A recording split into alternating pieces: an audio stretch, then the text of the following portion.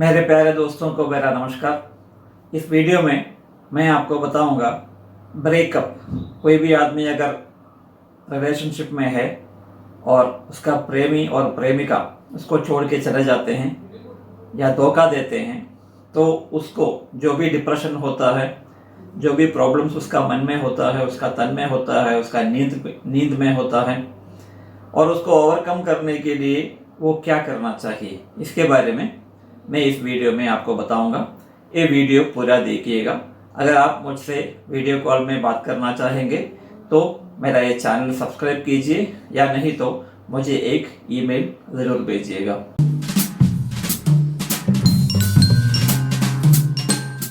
Breakup के बारे में मुझे ज़्यादा बताने की ज़रूरत नहीं है। एक आदमी अगर ब्रेकअप में जाता है, उसको डिप्रेशन हो जाता है, एंग्जाइटी हो जाता है, उसका नींद टूट जाता है, वो ठीक से कोई काम नहीं कर पाएगा, किसी में भी उसका फोकस नहीं रहेगा, कंसंट्रेशन नहीं रहेगा, हमेशा उस प्रेमी या प्रेमिका के बारे में सोचता रहेगा और उसके ऊपर अपने आप को खोजता रहेगा और यादों में डूबा हुआ रहेगा, पूरा का पूरा मग्न हो जाएगा। उसके वजह से उसका डिप्रेशन और स्ट्रेस और एंग्जाइटी बढ़ता रहता है। एक दिन के लिए नहीं चलता, 2 दिन, 3 दिन, 4 दिन, 5 दिन, कभी कभी हफ्ते भर, कभी कभी महीने भर जाता है। और कभी कभी काफ़ी रेयर ओकेशन में इस आदमी को या इस औरत को डिप्रेशन की दवा लेने की ज़रूरत पड़ सकता है, मगर हमें इसके बारे में सही जानकारी ले लेना चाहिए। आप ये सोच सकते हो, करोड़ों में एक आदमी ब्रेकअप के वजह से डिप्रेशन के दवा लेते हैं, बाकी पूरा पूरा डिप्रेशन को अपने आप क्योर कर लेते हैं, उससे आगे आ जाता है, उसके आगे बढ़ जाता है, अपना काम में व्यस्त हो जाते हैं। इसका कारण सिर्फ इतना है कि हमारा अंदर ही, एक ह्यूमन बीइंग होने के नाते हमारा अंदर ही ये सबको ओवरकम करने का कैपेसिटी मौजूद है, और उस कैपेसिटी को जानना ही सबसे पहला कदम होता है ये ब्रेकअप से बाहर आने का। और एक चीज़ और मैं आपको बताना चाहता हूँ कि जो भी छोटा सा नेगेटिव इंसिडेंट आपका ज़िंदगी में आता है, आप अपना घर में किसी से थोड़ा सा झगड़ा कर लो या अपना फ्रेंड्स के साथ किसी के साथ झगड़ा कर लो, जो भी छोटा मोटा इंसिडेंट्स आपका ज़िंदगी में आता है, सोच लो आपका मन पूरा का पूरा 1 या 2 दिन के लिए वही चीज़ों में डूबा हुआ रहेगा, वही यादों में डूबा हुआ रहेगा। आपको खाना खाने का मन नहीं करेगा, कोई भी चीज़ों में फोकस नहीं आएगा, रात का नींद डिस्टर्ब हो जाएगा, पूरा का पूरा आपका चिंता वही जो झगड़ा हुआ उसी के ऊपर रहेगा।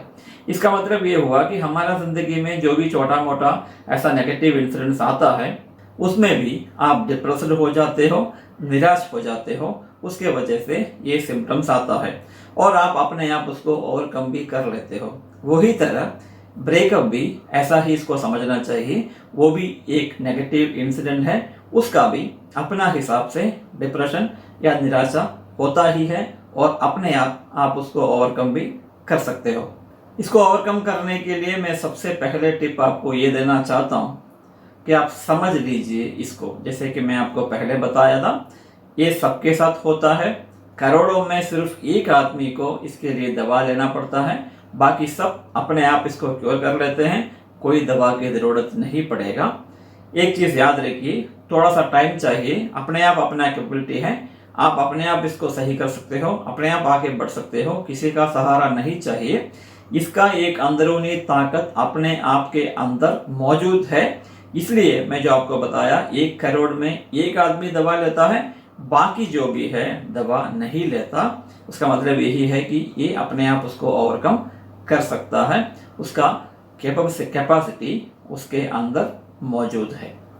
तो आप देख लीजिए, सबसे पहला कदम आपको करना चाहिए, अपना मोबाइल से कभी भी इमीडिएटली उसको ब्रेकअप होने के बाद उसको टेक्स्ट मत कीजिए या कॉल मत कीजिए, क्योंकि ब्रेकअप हुआ है, शायद झगड़ा हुआ होगा, शायद आप दोनों बिछड़ गए होंगे। इसका मतलब ये नहीं है कि पूरा का पूरा आपका ज़िंदगी बिछड़ा हुआ ही रहेगा। उसको भी और अपने आप को भी थोड़ा टाइम दीजिए, ताकि जो भी हादसा हुआ, जो भी प्रॉब्लम हुआ आप दोनों के बीच में, वो सुलझ के थोड़ा बहुत ठंड होने दीजिए। 2-3 दिन अगर आप टेस्ट करना चाहोगे या आप बात करना चाहोगे, 2-4 दिन बाद उसके लिए कोशिश करिए, ताकि आप दोनों का जो मन है ठंडा हो जाएगा। हो सकता है इस 4-5 दिन में या 3-4 दिन में आपका मन से और उनका मन से जो नफरत हुआ था वो निकल जाएगा और आप वापस जुड़ सकते हैं। जल्दबाजी मत कीजिए। अगर आप जल्दबाजी करोगे तो ये हो सकता है फिर जो भी बिगड़ा हुआ है, जो भी प्रॉब्लम उधर आया है, वो थोड़ा और बढ़ सकता है और खराब हो सकता है। टाइम दीजिए।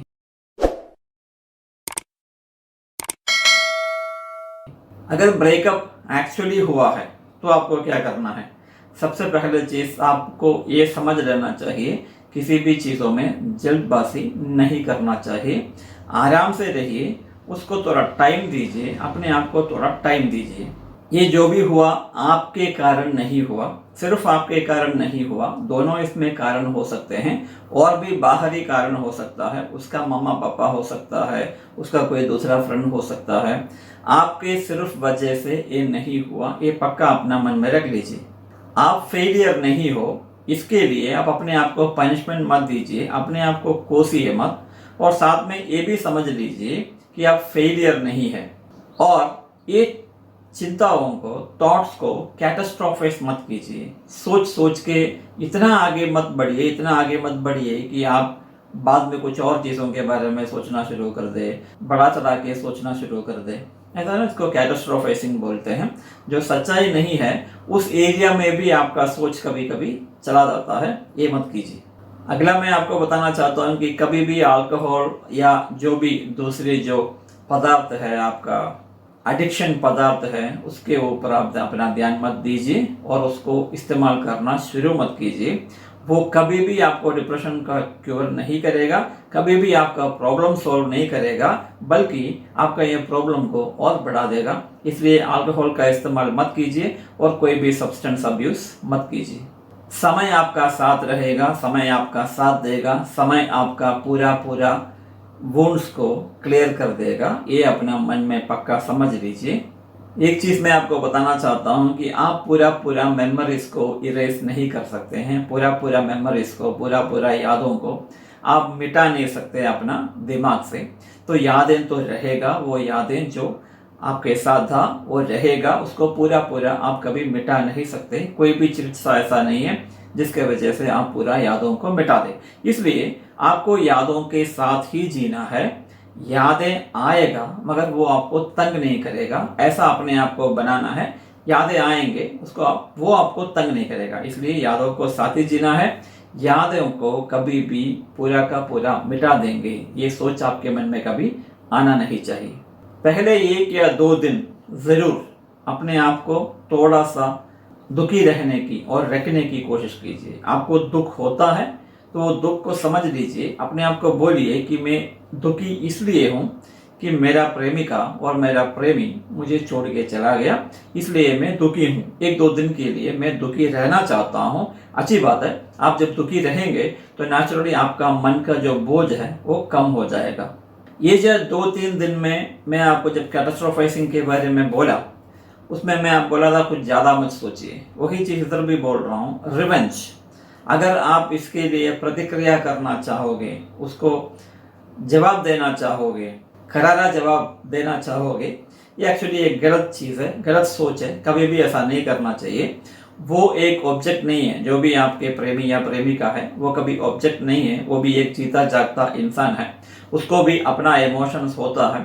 तो उसको अगर वो अपना रास्ता चुना है या चुनी है, उसको जाने दीजिए अपने हिसाब से। आप अपने बारे में सोचिए, रिवेंज के बारे में कभी मत सोचिए, क्योंकि रिवेंज आपको भी आगे जिंदगी में खराब दिशा में डाल देगा और उसका जिंदगी भी खराब कर देगा। तो कभी भी रिवेंज के बारे में नहीं सोचना है। इसको आगे बढ़ने के लिए, इसको ओवरकम करने के लिए हमें मेनली क्या क्या करना है? पहले अपना जिंदगी में छोटा चेंजेस लेके आइए, बदलाव लेके आइए। एक एक करके छोटा। अगर आप 6 बजे उठने की हॉबी है तो उसको 6:30 बजे कर दीजिए, 6:15 बजे कर दीजिए या 5:45 बजे कर दीजिए। उसके बाद खाना खाने का टाइम थोड़ा आगे पीछे कीजिए। सुबह अगर नहाने का आदत है तो आपको वो नहाने का टाइम बदल दीजिए। अगर आपको आदत नहीं है तो हर दिन नहाने की कोशिश कीजिए। अपना बेड उठने के बाद बनाने की कोशिश कीजिए, अच्छी तरह से बेड बिछा के रखने की कोशिश कीजिए।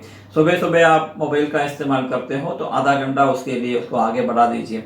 मैं कहना ये चाहता हूँ कि हर चीज़ में एक बदलाव लेके आइए, ताकि आपको खुद लगे, आपका मन को खुद लगे कि मैं आज से एक नया रूटीन शुरू करने वाला हूँ। वो पुराना रूटीन पूरा का पूरा मैं भूल गया। अपना सेल्फ कॉन्फिडेंस और सेल्फ एस्टीम बढ़ाना है।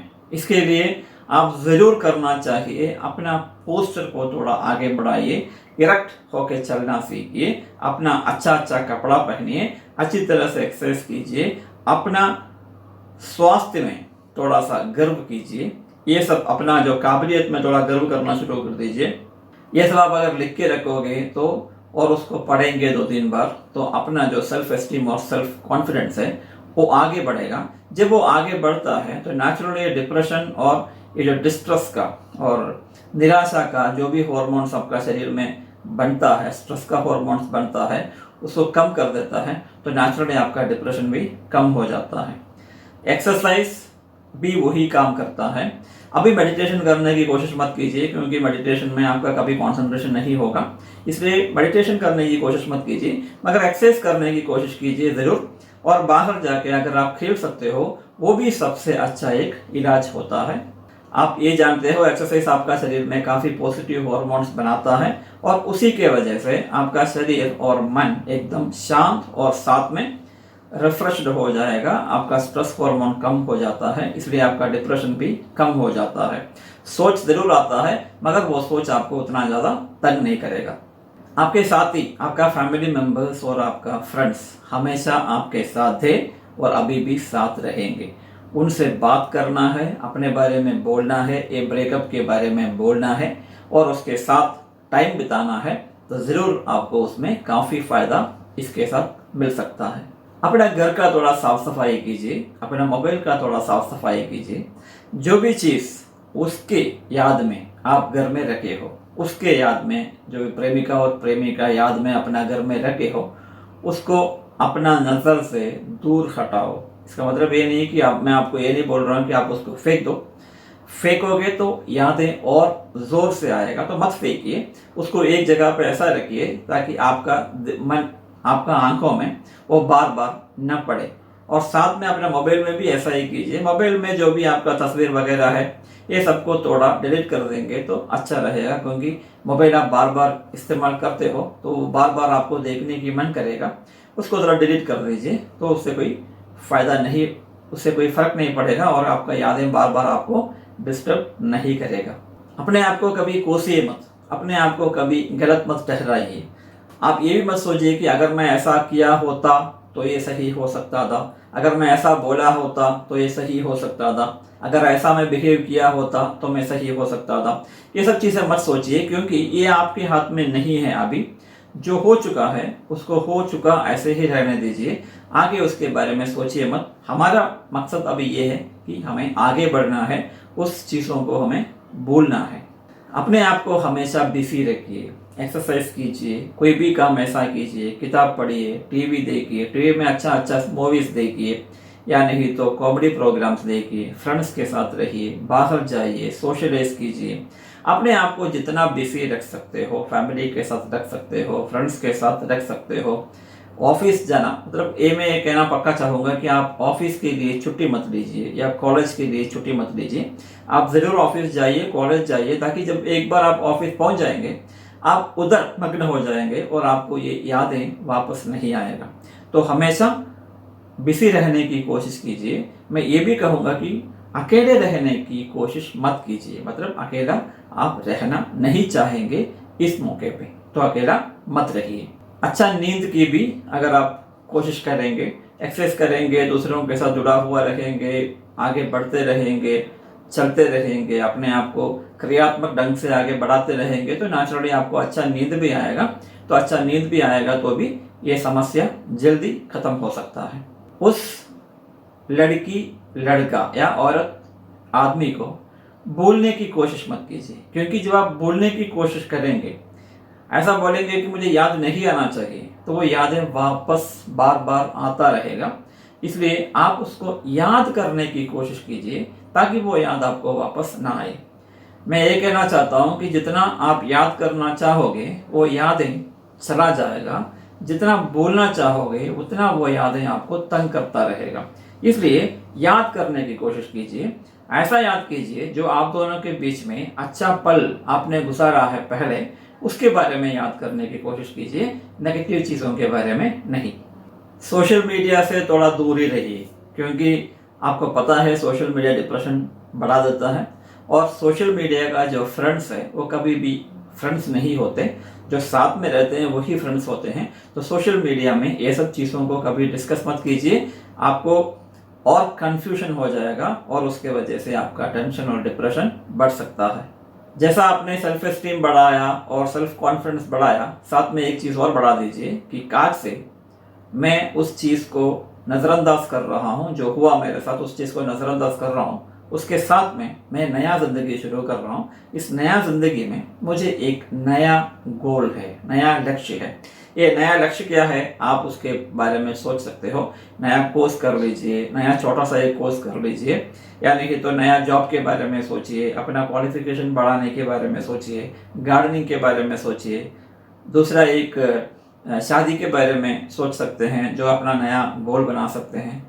ये सब आपको अच्छा एक दिशा देगा और उसके हिसाब से आप आगे बढ़ सकते हो, और साथ में जो पुराना जो हादसा हुआ है उसको आप भूल भी सकते हो।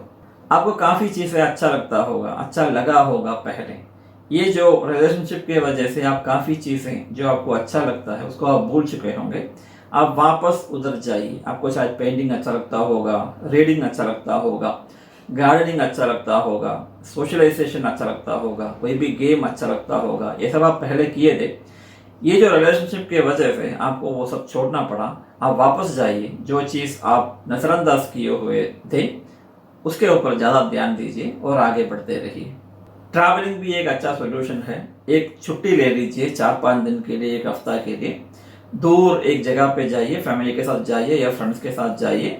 एक अच्छा वेकेशन प्लेस पे जाइए, अपना छुट्टी लेके जाइए और उधर अच्छी तरह से धूमधाम से अपना वेकेशन एंजॉय कीजिए। फ्रेंड्स के साथ रहोगे तो एंजॉयमेंट अच्छी तरह से हो जाएगा, चिंता मत कीजिए।